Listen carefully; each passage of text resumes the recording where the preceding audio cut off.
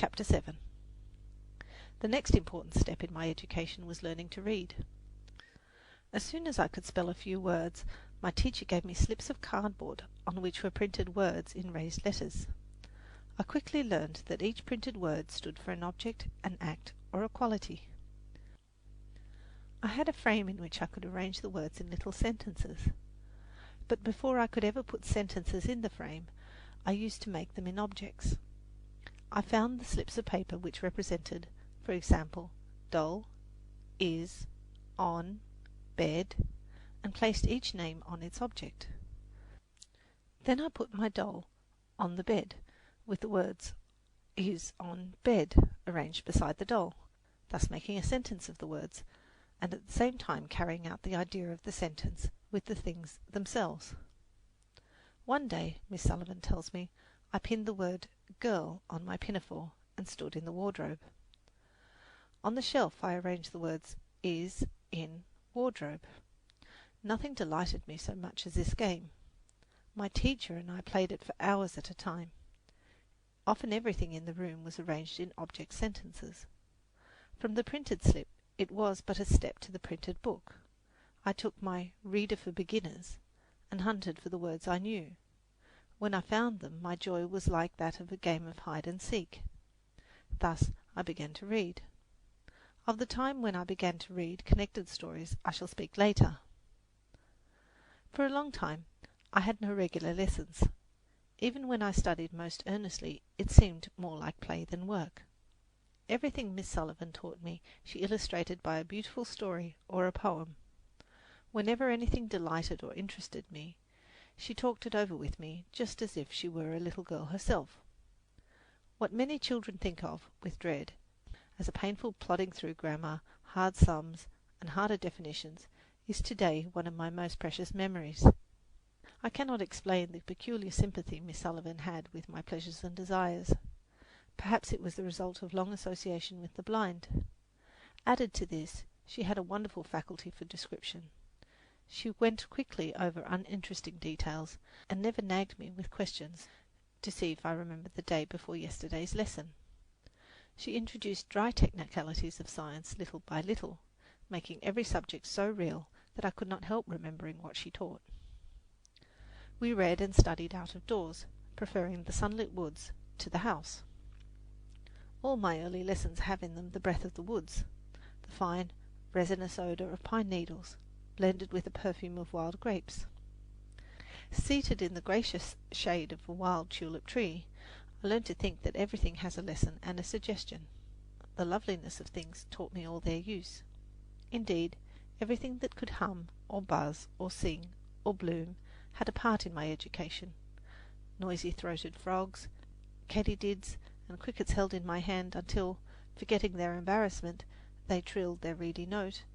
Little downy chickens and wildflowers, the dogwood blossoms, meadow violets, and budding fruit trees.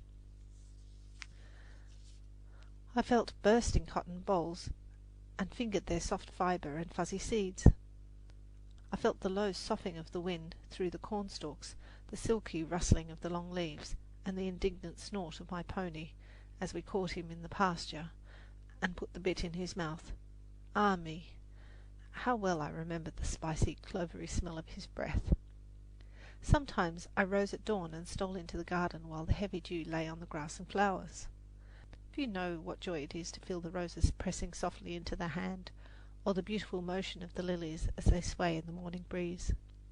Sometimes I caught an insect in the flower I was plucking, and I felt the faint noise of a pair of wings rubbed together in a sudden terror as the little creature became aware of a pressure from without. Another favourite haunt of mine was the orchard, where the fruit ripened early in July. The large, downy peaches would reach themselves into my hands, and as the joyous breezes flew about the trees, the apples tumbled at my feet. Oh, the delight with which I gathered up the fruit in my pinafore, pressed my face against the smooth cheeks of the apples, still warm from the sun, and skipped back to the house. Our favourite walk was to Keller's Landing, an old, tumble-down lumber wharf on the Tennessee River, used during the Civil War to land soldiers. There we spent many happy hours and played at learning geography. I built dams of pebbles, made islands and lakes, and dug riverbeds, all for fun, and never dreamed that I was learning a lesson. I listened with increasing wonder to Miss Sullivan's descriptions of the great round world, with its burning mountains, buried cities, moving rivers of ice, and many other things as strange.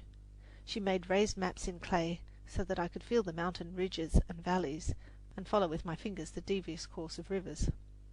I liked this too, but my division of the earth into zones and poles confused and teased my mind. The illustrative strings and orange stick representing the poles seemed so real that even to this day the mere mention of temperature zone suggests a series of twine circles, and I believe that if anyone should set about it, he could convince me that white bears actually climb the North Pole. Arithmetic seems to have been the only study I did not like. From the first I was not interested in the science of numbers. Miss Sullivan tried to teach me to count by stringing beads in groups, and by arranging kindergarten straws I learned to add and subtract. I never had patience to arrange more than 5 or 6 groups at a time. When I had accomplished this, my conscience was at rest for the day, and I went out quickly to find my playmates. In this same leisurely manner I studied zoology and botany. Once a gentleman, whose name I have forgotten, sent me a collection of fossils, tiny mollusk shells beautifully marked, and bits of sandstone with a print of birds' claws, and a lovely fern in bas relief. These were the keys which unlocked the treasures of the antediluvian world for me. With trembling fingers I listened to Miss Sullivan's descriptions of the terrible beasts with uncouth, unpronounceable names, which once went trampling through primeval forests, tearing down the branches of gigantic trees for food, and died in the dismal swamps of an unknown age. For a long time these strange creatures haunted my dreams, and this gloomy period formed a sombre background to the joyous now, filled with sunshine and roses and echoing with the gentle beat of my pony's hoof. Another time a beautiful shell was given me, and with a child's surprise and delight I learnt how a tiny mollusk had built the lustrous coil for his dwelling place, and how on still nights, when there is no breeze stirring the waves, the Nautilus sails on the blue waters of the Indian Ocean in his ship of pearl. After I had learnt a great many interesting things about life and habits and of children of the sea, how in the midst of dashing waves the little polyps built the beautiful coral isles of the Pacific, and the foraminifera had made the chalk hills of many a land, my teacher read me The Chambered Nautilus, and showed me that the shell-building process of the mollusks is symbolical of the development of the mind. Just as the wonder-working mantle of the Nautilus changes the material it absorbs from the water and makes it a part of itself, so the bits of knowledge one gathers undergo a similar change and become pearls of thought. Again, it was the growth of a plant that furnished the text for a lesson. We bought a lily and set it in a sunny window. Very soon the green pointed buds showed signs of opening. The slender, finger-like leaves on the outside opened slowly, reluctant, I thought, to reveal the loveliness they hid. Once having made a start, however, the opening process went on rapidly, but in order and systematically. There was always one bud, larger and more beautiful than the rest, which pushed her outer covering back with more pomp, as if the beauty in soft silky robes knew that she was the lily queen by right divine, while her more timid sisters doffed their green hoods shyly, until the whole plant was one nodding bough of loveliness and fragrance. Once there were 11 tadpoles in a glass globe set in a window full of plants. I remember the eagerness with which I made discoveries about them. It was great fun to plunge my hand into the bowl and feel the tadpoles frisk about, and to let them slip and slide between my fingers. One day a more ambitious fellow leapt beyond the edge of the bowl and fell on the floor, where I found him to all appearance more dead than alive.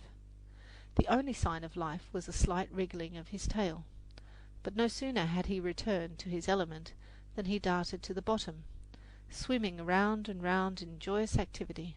He had made his leap, he had seen the great world, and was content to stay in his pretty glass house under the big fuchsia tree until he attained the dignity of froghood. Then he went to live in the leafy pool at the end of the garden, where he made Summer Night's Musical with his quaint love song. Thus I learnt from life itself. At the beginning I was only a little mass of possibilities. It was my teacher who unfolded and developed them. When she came, everything about me breathed of love and joy and was full of meaning. She has never since let pass an opportunity to point out the beauty that is in everything, nor has she ceased in trying in thought and action and example to make my life sweet and useful. It was my teacher's genius, her quick sympathy, her loving tact, which made my first years of my education so beautiful. It was because she seized the right moment to impart knowledge that made it so pleasant and acceptable to me. She realized that a child's mind is like a shallow brook which ripples and dances merrily over the stony course of its education, and reflects here a flower, there a bush, yonder a fleecy cloud, and she attempted to guide my mind on its way, knowing that like a brook it should be fed by mountain streams and hidden springs, until it broadened out into a deep river, capable of reflecting in its placid surface billowy hills, the luminous shadows of trees, and the blue heavens, as well as the sweet face of a little flower. Any teacher can take a child to the classroom, but not every teacher can make him learn. He will not work joyously unless he feels that liberty is his. Whether he is busy or at rest, he must feel the flush of victory and the heart-sinking of disappointment before he takes with a will the tasks distasteful to him and resolves to dance his way bravely through a dull routine of textbooks. My teacher is so near to me that I scarcely think of myself apart from her. How much of my delight in all things beautiful is innate, and how much is due to her influence, I can never tell.